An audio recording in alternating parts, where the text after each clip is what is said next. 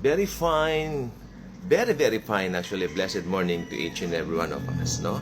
Ngayon po, meron po akong preaching dito na tungkol po sa distinction o kaibahan ng rapture sa second coming.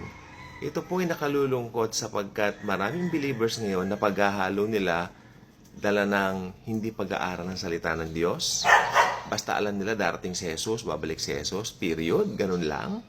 Pero hindi na alam, rapture ba ito, second coming ba ito? May nagsabi pa nga sa akin, tasan, parehas lang. Oh.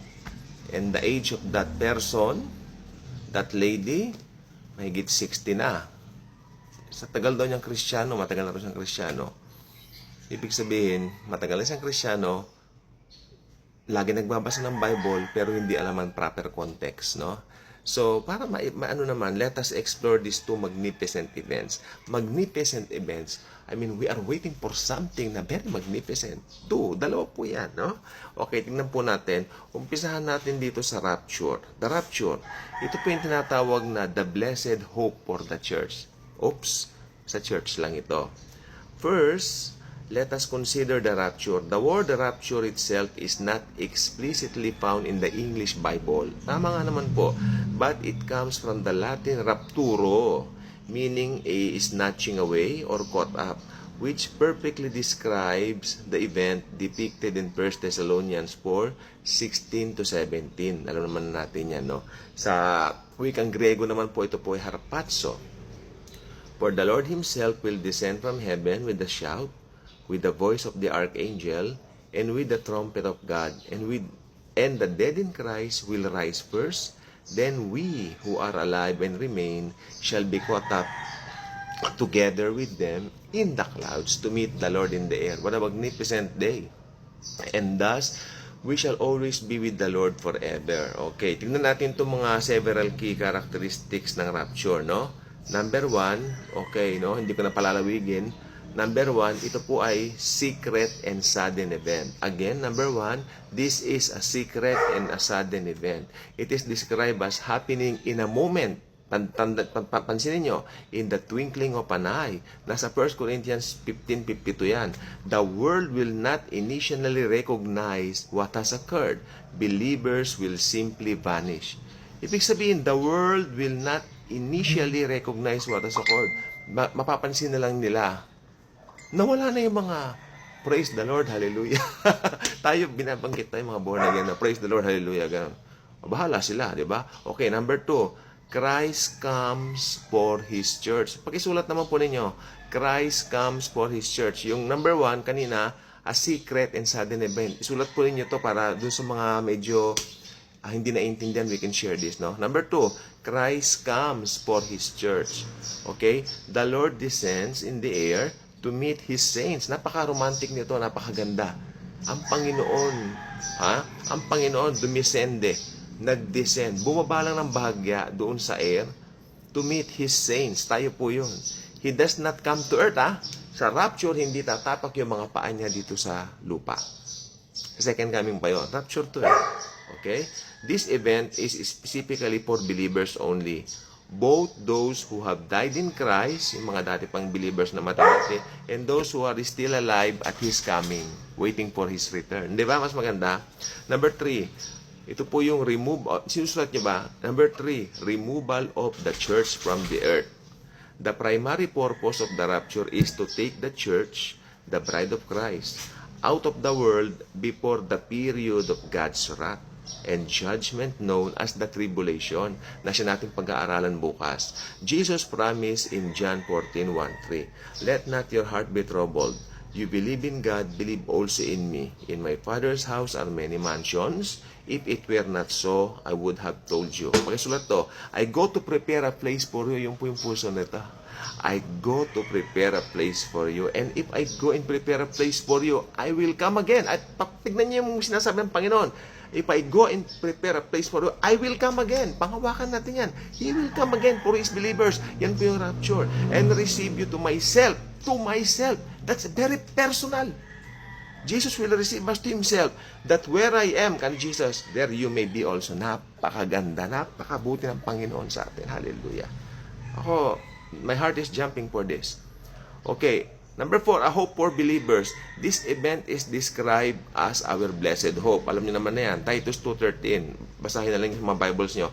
Offering comfort and assurance. The rapture offers comfort and assurance that we will be spared from the coming wrath. Hindi mo binibigyan ng takot ang mga Kristiyano sapagkat ang mga Kristiyano, tinubos na po tayo. Kaya walang dahilan para manatili tayo rito sa tribulation. O, tignan naman natin to. Ito naman po yung second coming. Ano bang second coming? O, tama-tama sa oras ng TikTok, kalahati na tayo. Nasa 5 minutes pala tayo. The second coming, Christ's glorious return to earth. Ayan po yun. Yung second coming, Christ's glorious return to earth. Now, let us turn our attention to the second coming of Christ. This event is distinctly different from the rapture, characterized by its public, visible, and triumphant nature. It is described in many passages, including Matthew 24:29-30. Kaya yung Matthew 24 na yan po ay para po sa second coming talaga.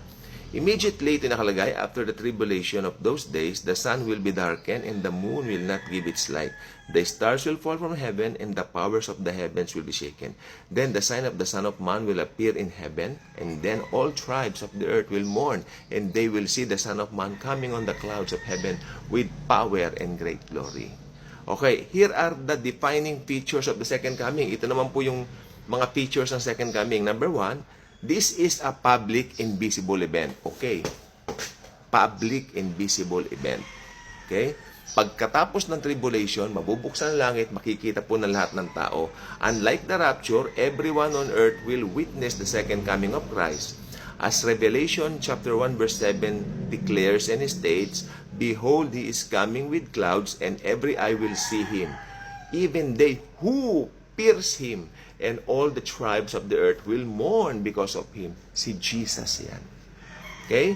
Kaya, sinusulat nyo, number 1, this is a public and visible event. Nasa second coming na po tayo dito ha. Okay, number 2, Christ comes with His church. Kanina, doon sa rapture, Christ comes for the church. Dito, Christ comes with His church, His bride. At His second coming, Jesus will return to earth not alone, but accompanied by His saints, those born-again believers of Him. Okay, that He raptured earlier. Nasa Jude chapter 1,